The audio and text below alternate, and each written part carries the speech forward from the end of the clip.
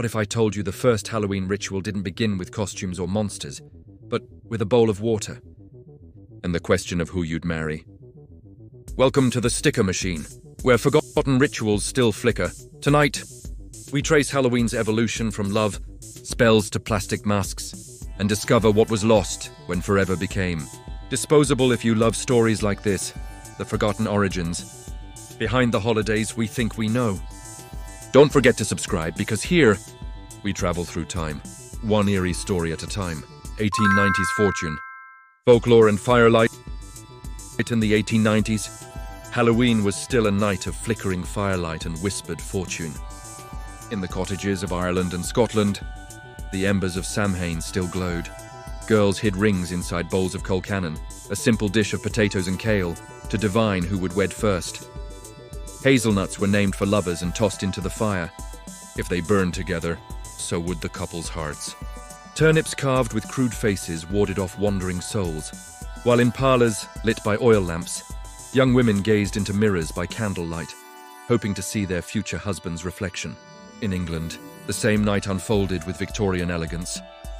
Women baked dumb cakes in total silence to dream of marriage, melted wax into cold water to read shapes of fate, and played Snapdragon, a daring game of catching raisins from blue fire. Halloween in Britain was not about terror, but about testing destiny, a flirtation between superstition and love. Further east, in the frost and candlelight of Russia and Eastern Europe, the night belonged to the ancestors. The Slavs called it Dziady, grandfather's night. Families set bread, salt, and vodka by the window for the returning dead, while empty chairs waited at the table for unseen guests.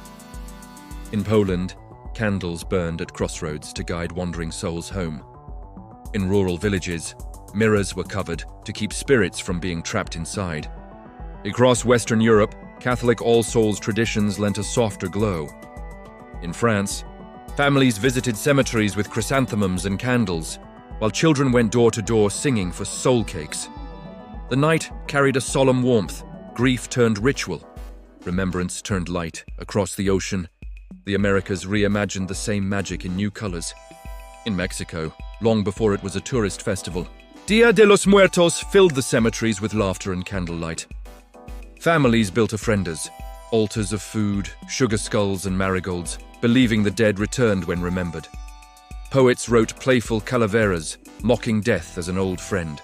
North of the border, in small American towns, immigrants from Ireland and Scotland brought their own firelight games. Apples replaced turnips, pumpkins glowed on porches, and children went guising, singing songs or reciting verses for coins, cakes, and fruit. Halloween in the New World was still homemade, half harvest, half haunting. The echo of Europe's charms in a land of abundance, and far beyond the Atlantic.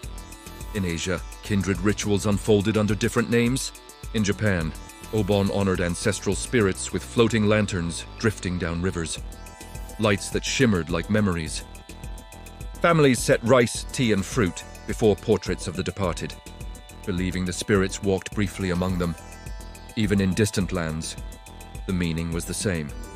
A night when the boundary between worlds thinned, when light was offered to shadow. Whether through the apple, the candle, or the flame, every culture, from the Scottish glen to the Mexican graveyard, told the same story. That Halloween was never truly about fear. It was about remembrance, hope, and the human wish to speak with what's gone. If only for a single, trembling night. Tell me in the comments, if you could spend one Halloween in the 1890s, would you rather try apple charms, mirror rituals, or a seance? 1920s, the Jazz Age masquerade. By the 1920s, Halloween had traded candlelight for champagne. The world was roaring. Jazz, radio, and motion pictures were rewriting what it meant to be modern. But even amid the glitter, Halloween kept its shadow. It just put on a mask. In cities across America, the Halloween masquerade became the social event of the year. Hotels and speakeasies hosted costume balls. Flappers in satin masks, men in top hats, dancing under chandeliers shaped like pumpkins. Halloween had gone from hearthside ritual to glamorous rebellion, but old folklore never fully vanished. Magazine spreads in Ladies' Home Journal and Good. Housekeeping offered modern fortune games, apple tests, mirror readings, and love letters from the beyond. Even in the age of jazz, the Victorians' ghost lingered, and there was something more, a fascination with spiritualism. Since the late 1800s, séances had been fashionable entertainment for the educated and the curious. By the 20s, Ouija boards sold in department stores beside phonographs and perfumes. People wanted to dance, but also to know, to connect, even briefly, with the unseen world. The Denison Bogey books, printed guides to Halloween party decor, taught readers how to turn their homes into enchanted worlds. Orange and black crepe paper. In ghost silhouettes, games involving apples, wax, and fate. Halloween was commercialized, but not yet cheapened. It was theatrical, mysterious, a night of illusion. From love spells to flapper spells, Halloween learned to dance. Would you rather attend a 1920s Halloween masquerade or sneak into the seance in the back room? 1970s, retro spook nights. Forward half a century. The firelight was gone.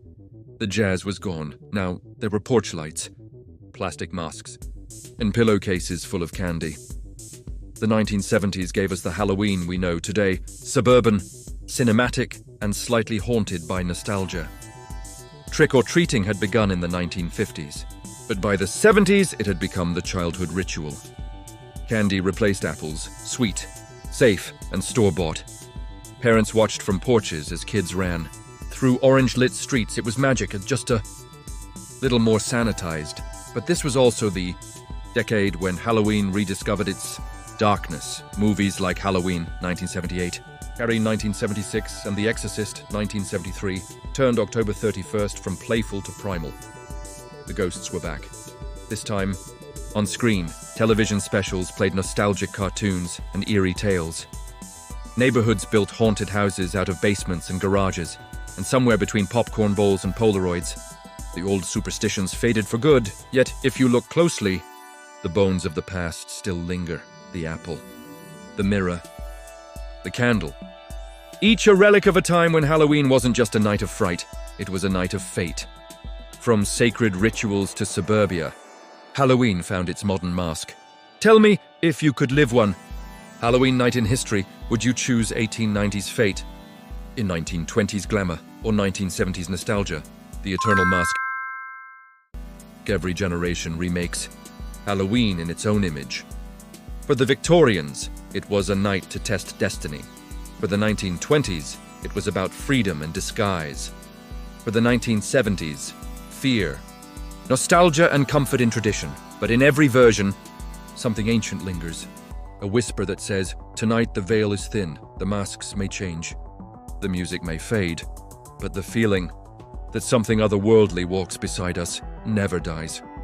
So when you light your pumpkin this year, remember the girls who once dropped apple peels by candlelight, the flappers who danced with spirits, and the children who ran through the dark, each of them chasing the same mystery we still feel today.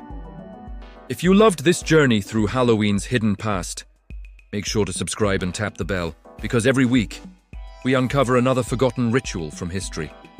Until next time, I'm your guide from the sticker machine, where old stories stick around.